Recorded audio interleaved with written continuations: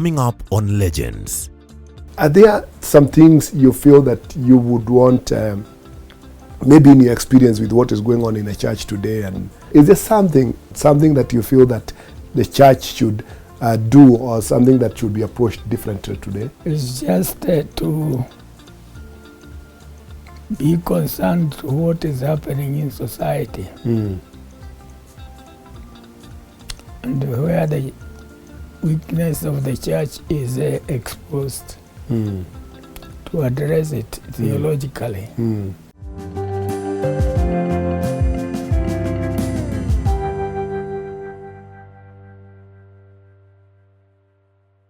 Welcome to another episode of The Rangettes. Today we are here in Karen at the home of the very Reverend Dr. George Wanjau, the past moderator of the Presbyterian Church of East Africa, 11th and 12th General Assembly. Dr. Wanjau has been instrumental in a lot of work in the PCA, and for a long time has also ministered at PCA St. Andrews in Nairobi, and also been a trainer of ministers as a principal of the Presbyterian Pastoral Institute. Now, we want to welcome Dr. Wanjau. So, since 1965, you have been in the ministry, both active and now retired. Yeah. Then at some point became the moderator of the PCA General Assembly. That was Yes. I believe in 1985 to 1991. Those days I was in the youth, so I can remember. Now, Dr. Wanjau, can you explain to us how was ministry in the early years when you were, after you were ordained, and which was your first parish? St. Andrews was my first parish. Okay. 25 years at St. Andrews. 25 years at St. Andrews. And we enjoyed it, and they gave us all the support we needed. Yes. We were very happy. Okay. I know ministry is a call, but is there one thing that you can say that triggered you to join the ordained ministry? All along, since I got saved by the Lord, I wanted to be a minister. Okay. And I dedicated my life to serving the Lord. I believe those years, you mentioned something about the East African Revival Fellowship. Please explain to us about the role the East African Revival Fellowship played those years towards the growth of the church. The East African Revival, without that, the church was threatened by the world. Yes. And the brethren kept us together. And we were at their watch. So we couldn't even go astray if we wanted. We had to keep narrow, on a narrow way. Yes. And the Lord helped us, helped me. Now, with the East African Revival Fellowship, and I remember during your term as moderator of the Presbyterian Church of East Africa General Assembly, you introduced the charismatic movement. Yeah. What prompted you to introduce the charismatic? I remember you were quite passionate about the movement. It wasn't a new ministry. Charismatic was just talking about the Lord and what He has done for us. And putting another gear into the life of a minister or Christian. Because once you said you are saved, you kind of called attention. You are watched. But the brethren were very kind and very good. And they helped my wife here and I to walk the narrow way. So the charismatic movement was born of the East African Revival movement? I won't say exactly. It looked like a new doctrine. Yes. To those who are already saved. But it was a blessing to have the charismatic movement. Okay. Mm. Yes, it was. I remember it brought a lot of revival to the church. Yeah. Was yeah. it ever supported by the East African Revival Fellowship? We were in it, Okay. and they gave us support, Mm. and we were at their watch. Yes. They are watching us. Mm. Mm. Now, at some point you were the principal of the PCA Pastoral Institute, and you did a lot of work preparing ministers for ministry. Yeah. And ever since, we have never had enough ministers for the church. Yeah. What would your view be about having more ministers, or what would the church do to ensure that we don't have vacant parishes, in your own opinion? It is to do a survey Mm. and to see how many are coming to the Lord and they would want to be ministers. They are there. Okay. Oh, yes. And then to follow them up Mm. and then encourage them. Mm. Mm. The other day I was talking to your wife on the phone, and she thanked me for over a sermon I preached at St. Andrews. And does that mean that even at your age, as the two of you, you are still actively engaged or concerned about the life of the church? Very much so. Mm-hmm. It is a big one, and Yes. it is a blessing also to us, Yes. because without the support of the church Mm. and seeing that the church is on a right path Yes. makes it difficult for us. Mm. I've been informed that towards the end of the year, you'll be celebrating 63 years of marriage. That's long. At a time that the institution of marriage has been threatened right, left, and center, and there have been problems in the marriages of even some of the ministers. What would your word of advice be to those of us that are still young in marriage and in ministry? Is to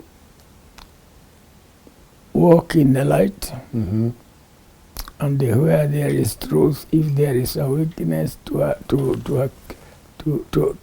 accept it Mm. and to talk to the Lord about it. Mm. Mm. So you advise the people to go back to prayer and seek the direction of God. Mm. There is no other way. Mm. So now in your retirement and being basically confined here at home, I believe you pray for the ministers a lot and the church. I do. Are there some things you feel that you would want, maybe in your experience with what is going on in the church today and now from where you are, that there are some things that you may want to probably have some time? I know you have talked to ministers and elders. Is there something with what is happening today? I know the COVID issue brought a lot of problems in terms of lockdown. Something that you feel that the church should do, or something that should be approached differently today? It's just to be concerned to what is happening in society, Mm. and where the weakness of the church is exposed, Mm. to address it theologically Mm. through our training. Yes. Mm. I have with me here a very good book, From the Pulpit to the Heart, Sermons, Teachings and Reflections. Mm. And this one tells a lot about you and the ministry that you have gone through. So it is a very important tool, a memoir, honestly, about your ministry, Yeah. which is very important. What would you advise other ministers to do? Because there are some, they always say that when an elder dies, a whole library goes to the grave. What would you advise other ministers to do? It is to open their eyes Mhm. as the minister Mm. and prepare to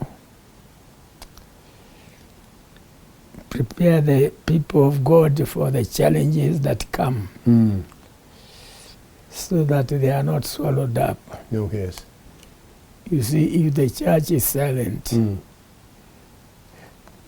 the church will be swallowed up by the world. Oh, yes. Do you suffer? Thank you so much. I think we'll take the break, and when you come back after the break, we want to take some time and talk to Mrs. Wanjau on her experiences in the journey of ministry with his wife and the journey of marriage for 63 years. And so we will have more about that later. Dr. Wanjau, I want to take this opportunity to thank you so much for availing yourself for this interview. Okay. God bless you so much. Bless you. And thank you. Thank you. Coming up after the break. Now, you've been married for 63 years. Yes. What can you tell us the journey of marriage has been, especially as a spouse of a minister? Yes, it can be very easy and it can be very difficult.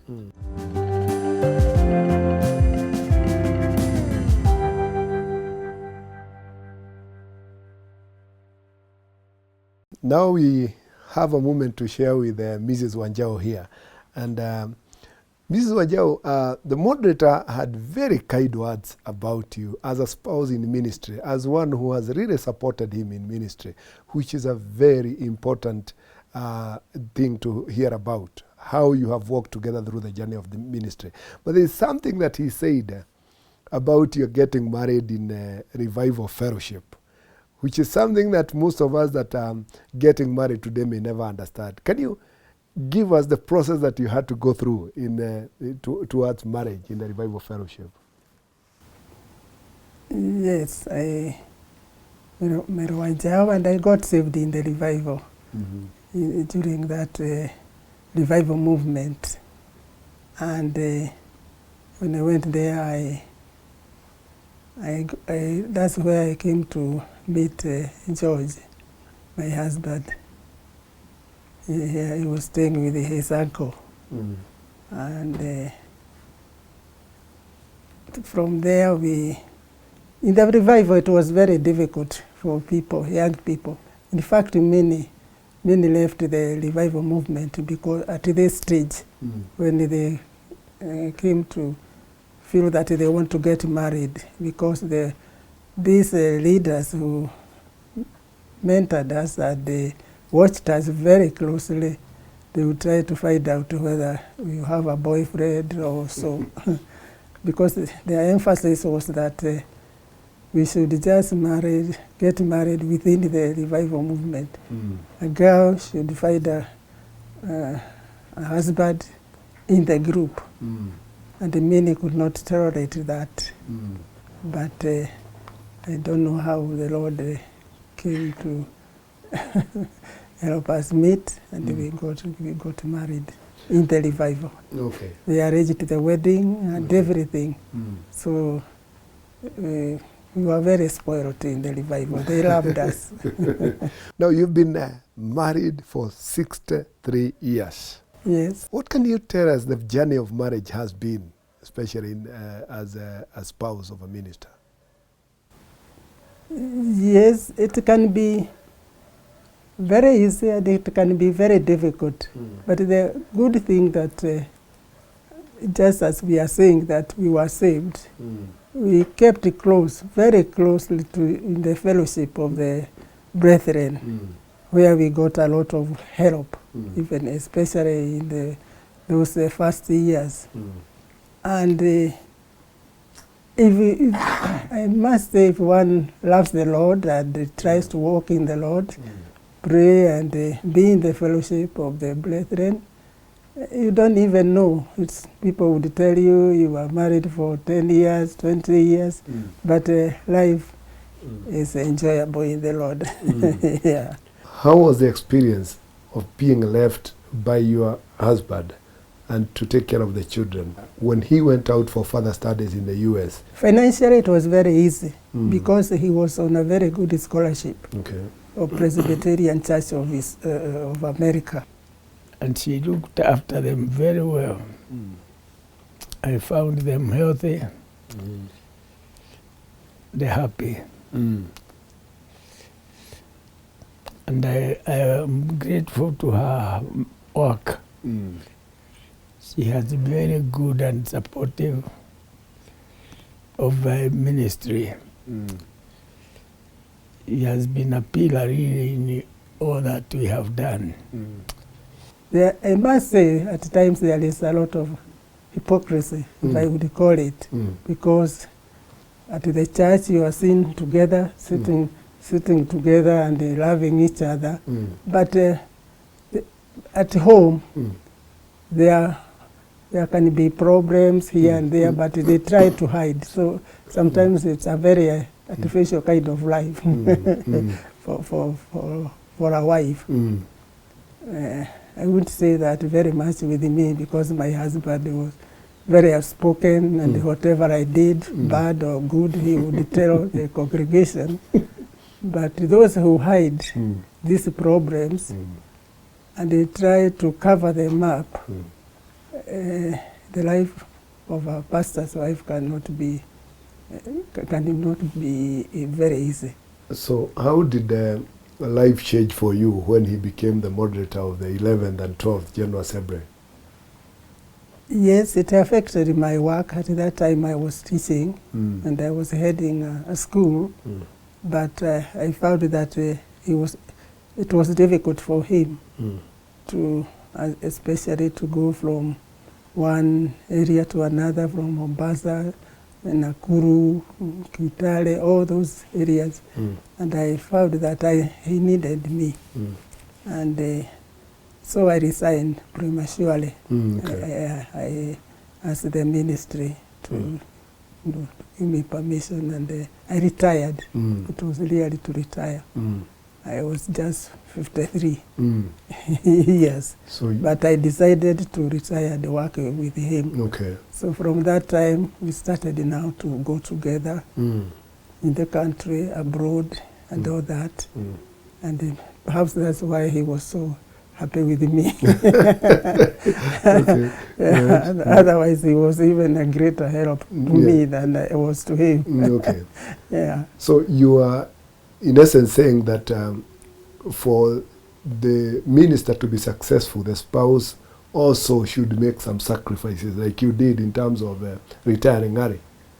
Definitely. They even know I don't go to the fraternos or pastors' wives, but when I was going and even leading them, because he was the founder of that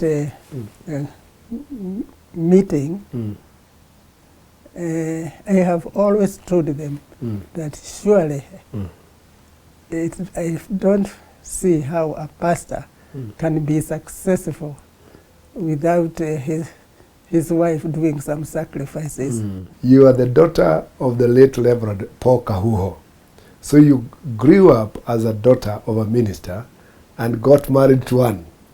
So you came into marriage, with some experience of how to support your husband in the ministry.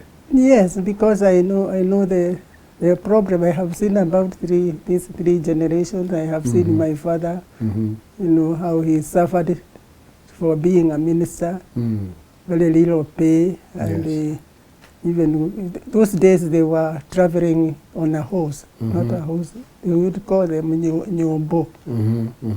And it was a real sacrifice for a minister. They did.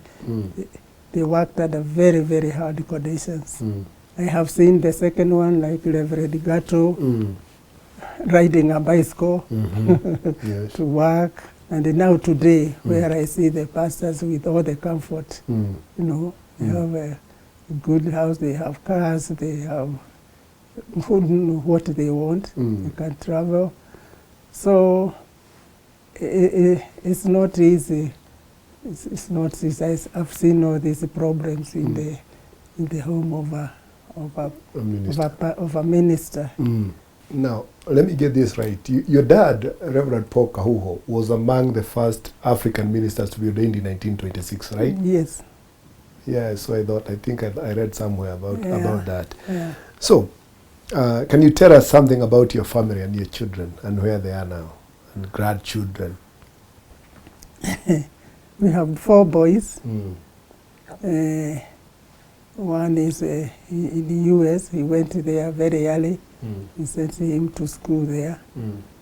The firstborn. Okay. The second born is also has been working in.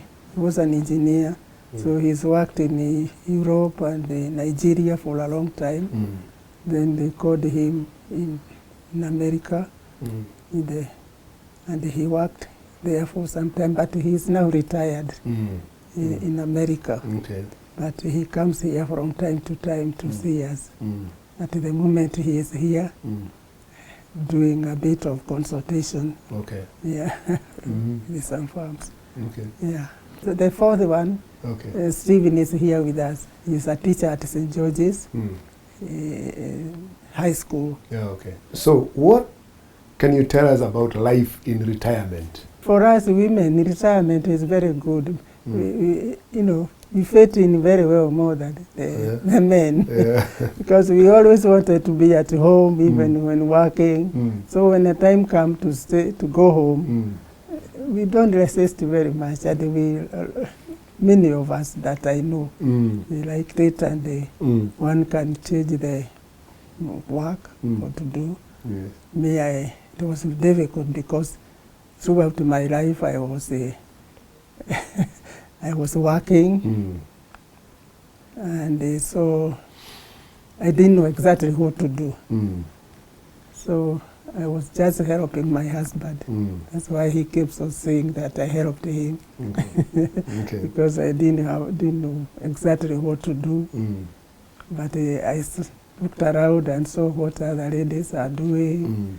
Here at Karen, we have a bit bigger plot. One can grow vegetables. I did some maize and beans like that. But most of the time I was traveling with my husband or helping him around here. And most of all, the people of God have been very encouraging. Yes. They come to see us from most of the churches. Okay. And so life has been quite lively and interesting. Yeah. So thank you so much for sharing a lot with us, and we have heard a lot in terms of various dimensions, family, ministry, background, and where you have been, and we want to thank you for being very supportive and taking care of the moderator.